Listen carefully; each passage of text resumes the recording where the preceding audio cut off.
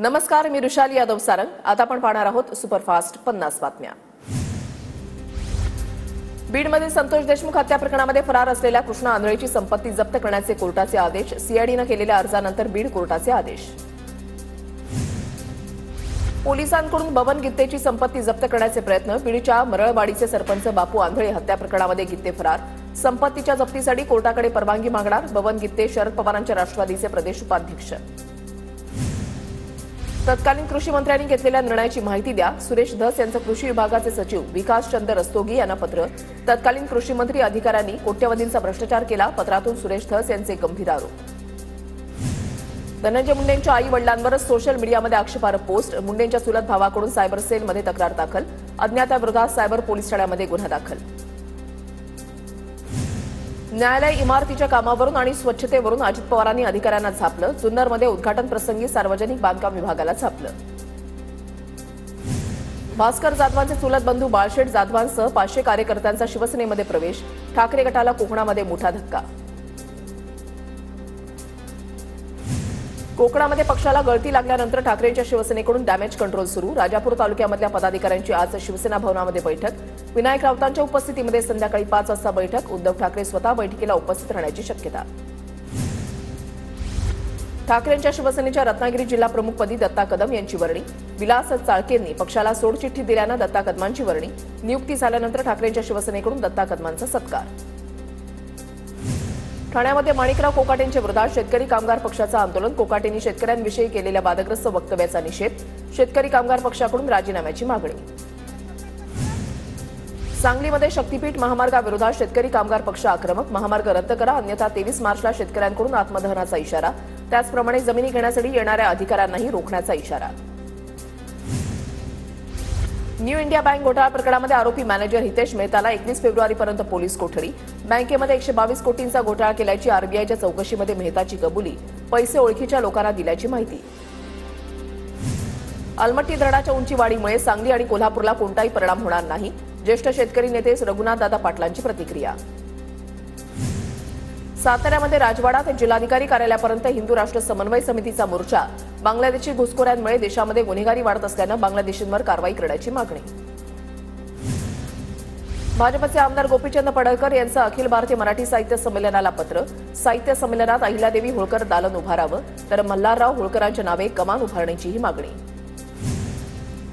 जळगावमध्ये कॅबिनेट मंत्री गिरीश महाजन पंचाच्या भूमिकेत। नमो कुस्ती महाकुंभ स्पर्धेमध्ये महाजनांचं नवं रूप पाहायला मिळालं। अहिल्यानगरमध्ये छावा चित्रपटाचा उत्साह। सावेडी गावातून घोडसवारी करत पारंपरिक वेशभूषेत तरुणांनी चित्रपटगृह गाठलं। शंभूराजेंच्या जयघोषानं चित्रपटगृह दुमदुमला। धाराशिवच्या तुळजापूरमध्ये आज दिवाणी न्यायालयाचे उद्घाटन। धाराशिवमधल्या 1540 दिवाणी प्रकरणं तुळजापूर न्यायालयाकडे वर्ग। सिंधुदुर्गमधल्या शिवरायांचा पुतळा उभारणीची पायाभरणी शिवजयंतीच्या दिनी होणार।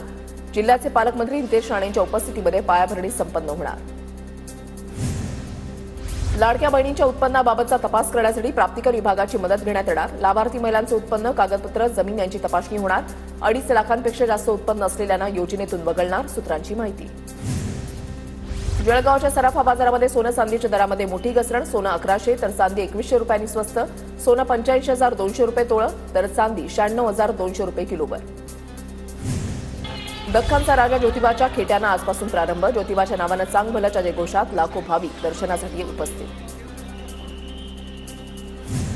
संकष्टी चतुर्थी निमित्त गणपतीपुळे मंदिराला आकर्षक सजावट। मंदिरामध्ये भाविकांची गर्दी। कोल्हापूर जिल्ह्यामध्ये जीबीएसचा दुसरा बळी। दोनेवाडीमधील 64 वर्षीय व्यक्तीचा जीबीएसनं मृत्यू। कोल्हापुरातील जीबीएस रुग्णांची संख्या 26 वर।